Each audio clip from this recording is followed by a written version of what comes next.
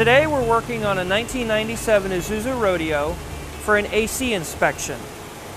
Now in the past, to do an AC inspection, a technician would have to measure the temperature of each line individually, either with a thermometer or by hand, and have to learn basically what each temperature feels like and know if the system is working correctly.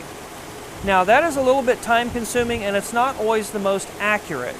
So today I actually have a tool from Fluke. It's a visual thermometer, a VT02, that we're going to use to take a quick snapshot of the AC system, and we'll be able to see almost instantaneously what the system is doing and how it is performing.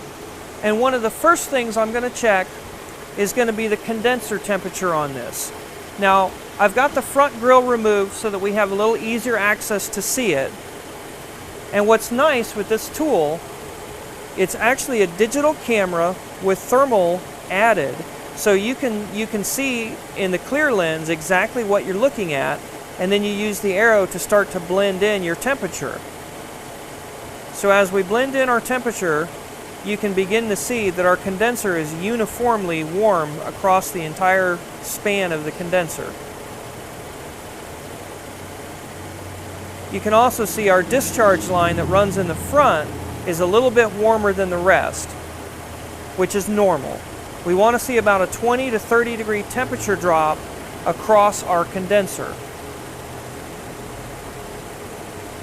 Now also, we would be looking for any cold spots on that condenser that would indicate a restriction or a blockage of freon flow and may cause the system to not function properly. We can also use this on our low side line coming off the evaporator core.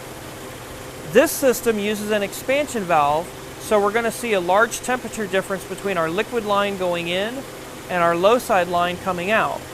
If this was an orifice tube system, you actually want to see those two lines the same temperature or within 1 and 2 degrees of each other, which would indicate a fully charged system.